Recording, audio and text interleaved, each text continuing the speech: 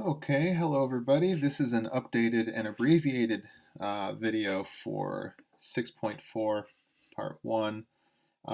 Just a very basic introduction to log functions and how to switch back and forth between exponential and log functions, evaluating a few basic ones, and also finding the domain. Okay, so let's start with the definition.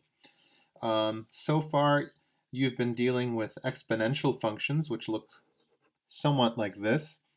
Except so far, we've usually seen y equals a to the x, but similar, just kind of backwards, and that's by design. Um, this over here is called the exponential form.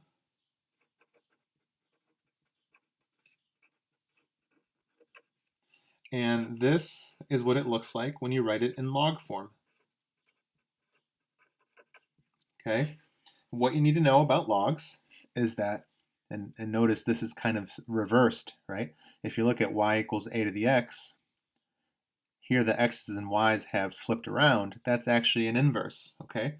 And so these two equations in the green rectangles are equivalent. They are identical, just a different way of writing it or a different way of saying the same thing.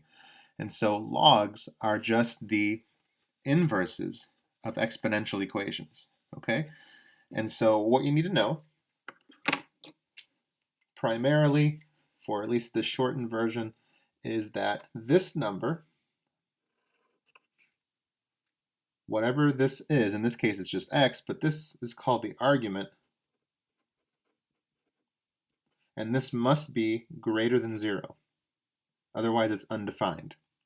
And it goes back to this equation, because if a is something that's positive and greater than 1, and never equal to 0, then no matter what, this x is never going to be equal to 0, and it's never going to be a negative.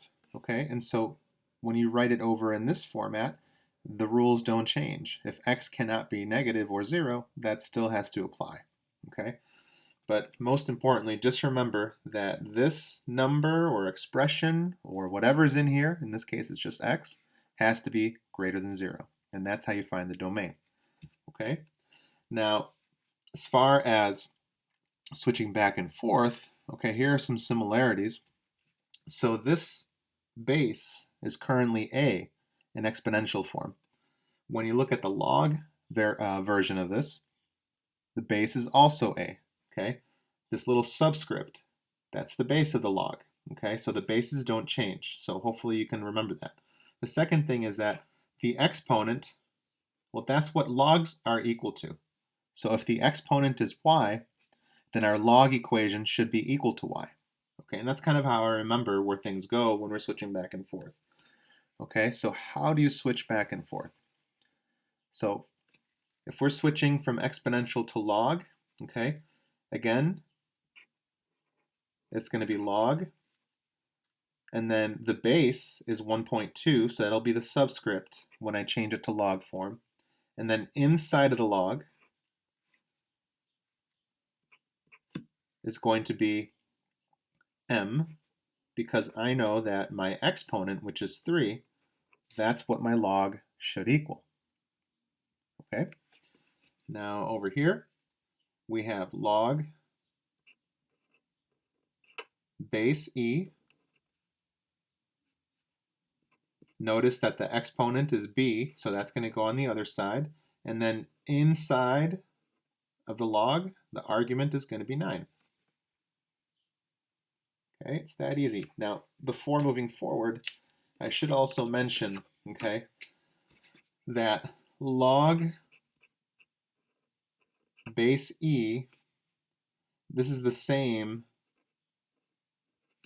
as natural log, which is abbreviated ln, and is this button on the calculator right there. Okay, so, and also it's worth pointing out, if you look at that button, here's the natural log button. Right above it is the inverse, which is e to the x. Okay, so if you ever forget what ln stands for, you can see that the base is going to be e, whether it's the natural log or the exponential version of it. Okay, and might as well add this now. Plain log with no base written next to it is always equal to base 10. Okay, so let's actually add that up here. Log base 10 is the same as just log with no base, no subscript. It's kind of like with the square root, you don't write the little 2 for the index. We just assume we know it's a square root. Okay, just like with this one, if you see log and there's no subscript written, we always know or assume that it's base 10. Okay, so moving on.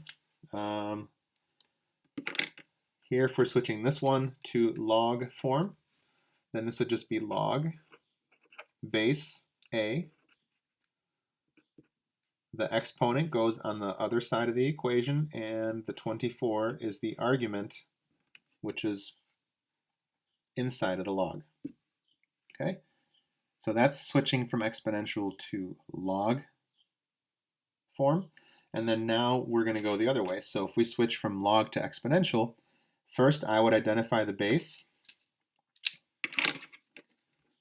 The base is the subscript, so that's a. Again, the exponent is on the other side, so that's 5, so then that's got to equal 4. Okay, here, we just talked about this. This is plain old log of d. Since there's no subscript, we always assume that the base or the subscript is 10. So then we would say 10 to the negative 8 is equal to d.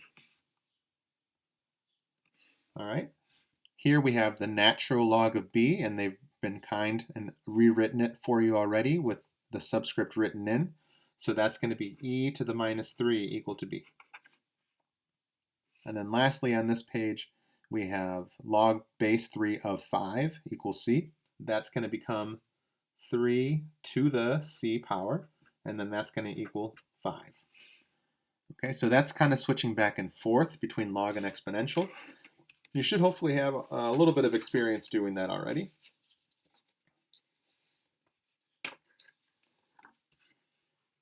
Now over here on this side, we have same thing, but now with general expressions involved. So the key here is that we want to first isolate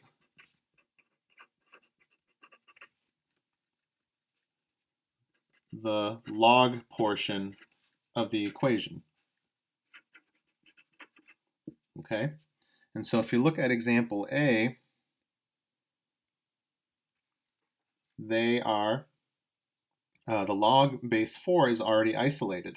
So in this case, if you do 4 as the base, x is going to be the exponent, then that whole thing is going to be equal to y plus 3.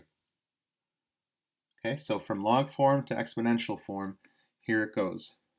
Okay, so now the next one, notice that there are no parentheses around the y plus 1. So this plus 1 is actually not included with the natural log. And so first you'd have to isolate the log portion. So rewrite it as natural log of y, and I would subtract 1 over. Okay, and then remember that this is base e, because it's a natural log. Okay, so then when you switch this to exponential form, it would be base e to the x minus 1 power, and then that's going to equal y.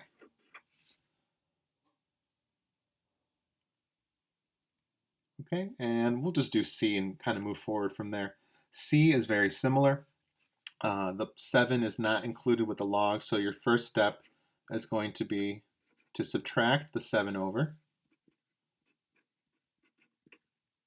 And now once this log is completely isolated, you can switch it to exponential. So you do 2 as the base, the exponent will be x minus 7, and then we go to y minus 2 on the other side. Okay? And so right now, this is kind of just getting you to practice switching from one form to the other. This will come in handy when we start solving some basic equations. Okay? Now, as far as these examples, where we're finding the exact value of a log expression, Okay, so there's a couple different ways that you can think about it. And it is kind of written out here for you step by step. But remember that logs are always equal to an exponent. Okay, so when I look at this, if it's pretty straightforward, what I would always think is, okay, 2 is my base. I'm looking for the exponent, so that's your question mark or your x if you want to call it x. And that needs to give me 16. And so my answer is going to be whatever this exponent has to be, and it doesn't take very long to figure out that has to be 4, because 2 to the 4 is 16. Okay. This is similar. Okay. If we want to follow this roadmap here, we can make this equal to a variable like y. That's the first step. And then now we change it to exponential form, kind of like what we did over here. So the base is 3, the exponent is y, and then that equals 1 over 27. And now this becomes an equation, like in the previous sections, where we can get both sides to have the same base. Now 3 is a good base. It doesn't reduce at all. 1 over 27 looks like the exponent had to have been negative in order to get that fraction. So just pay attention to the 27. I know that 3 cubed is 27, so that means 3 to the minus 3 is 1 over the reciprocal of 27. Okay, and so now you can see here that y has to equal negative 3. So the answer for this log is negative 3. Okay, and so these work pretty similarly. I should also mention that you can do the calculator to check your answers, and also for ones where we don't know what the exponents are by hand, you can use the calculator. So now here's how you would type that in. Okay, so I'd recommend if you go to alpha, is it window? Yes, so alpha window, which is basically your F2 menu. Okay, so alpha and then window gets you to the F2 menu. Right here, option number 5, that is the log base and the subscript. Okay, so then you can just utilize that now to type these in. So if I wanted to verify that I got problem B correct, you can just fill in the 3 in there, and then the 1 divided by 27 in there in the argument, and then there you go. Negative 3 is the answer. Okay, so that's actually how you would do problems like this. Although when it's a regular log, ln, you don't have to do that. You can just press the natural log button, which is right here next to the 4. Okay, so you just press natural log and then type in 15 divided by 3. And so that would be example 6a. So that's about 1.61. Okay. Example B. Okay, you do want to get comfortable typing all this stuff in the calculator, but that's a regular log, so it's log, just regular log button of 23 divided by 14, and then that's going to get divided by negative 0.01, and so this is approximately negative 21.56. Okay, and this last one, okay, this can get pretty tricky with all these multiple logs in there. I would recommend using the fraction feature on the calculator. So get that fraction template by going to alpha y equals, which is the F1 menu. Get your fraction template first, and then that way you're guaranteed to not like forget parentheses and not make any mistakes. So now you just type in 3 log 80 minus natural log of 5. Go to the denominator, log of 5, plus natural log of 20. Okay, and that should give you about 1.11. Okay, so that's kind of how you use the calculator. Okay, so basic intro to logs. The most important thing here is obviously going to be switching back and forth between log and exponential form, which we've been doing a lot of in these notes, and then being able to use the calculator to evaluate when need be. Okay, now the last piece that we haven't talked about too much is the domain.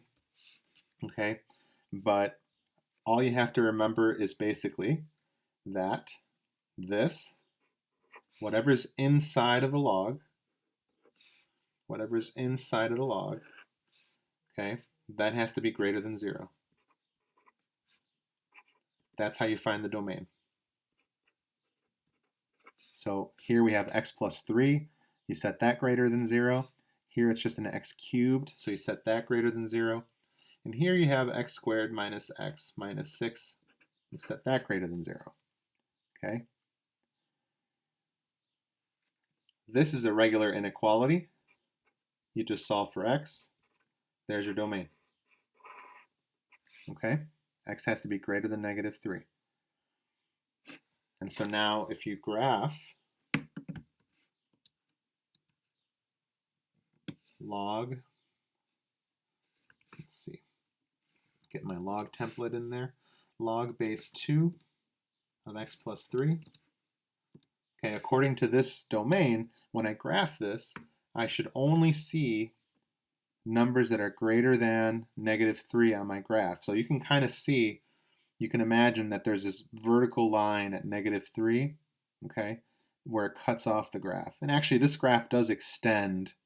It's just the calculator has a hard time graphing curves that are near vertical, okay, but it does continue to the right and increase very slowly.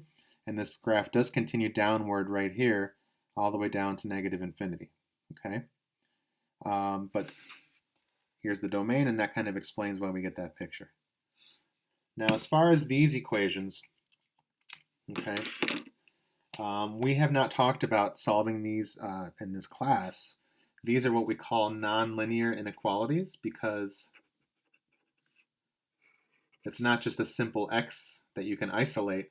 Here we have a cubic inequality, and here we have a quadratic inequality. So my advice to solve these is to not do anything except use the calculator. Use the calculator. All we want to get is an intuitive understanding of what's going on here. So if we graph y equals x cubed, hopefully you already know what that looks like because we've done it, but if you graph y equals x cubed, we want to focus on the part of the graph that's greater than 0. So that means above the y-axis. And so if I sketch it, here's what I'm looking at. I got that, and I got that. The part of the graph that is above the x-axis is this one, the green part that I just highlighted. Okay, so that would correspond to x values that are greater than 0 only, because we're on the right side. Remember that this line represents x equals 0, right? And so the domain here would be everything to the right of that line. So x is greater than 0. Now for a quadratic, it's similar. In fact, this might be even easier to see. If I graph the equation x squared minus x minus 6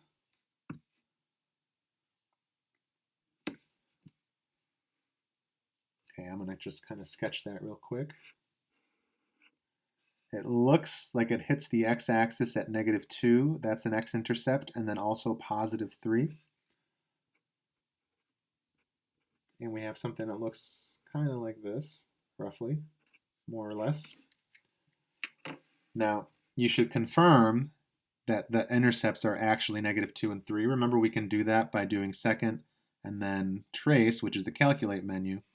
And if you go to the zeros menu, the calculator will tell you exactly what these zeros or x-intercepts are. Just remember to get to the left of the 0 and to the right, and then hit enter a third time. And sure enough, you can confirm that negative 2 is one of the x-intercepts. And if we were to do it again, we would get 3 for the other one. Okay, so now how does this help us find the domain? Well, we're also looking at greater than 0, meaning above the x-axis. So the question is, where is the graph above the x-axis? That would be from here over on this side and then over here. So basically, between negative 2 and 3, the parabola is below the x-axis, but over here on the outside parts of the parabola, the graph is above 0, above the x-axis, and that tells us what the domain is. So the first part can be summarized by saying x has to be, so if I start at negative 2, if I go left, I'm above the x-axis. So that would be x is less than negative 2. Or the other option, if I start at 3 and then I move to the right, in other words, where x is greater than 3, that would give me the other purple part of the graph. And so that would be how you use the calculator to kind of find the domain for these log functions. Okay, so that's a quick summary, a condensed, a shortened version, if you will, for this section. Hopefully this makes enough sense that we can get through this. If you have questions, like I said earlier, send me an email or let me know if you want to meet during office hours.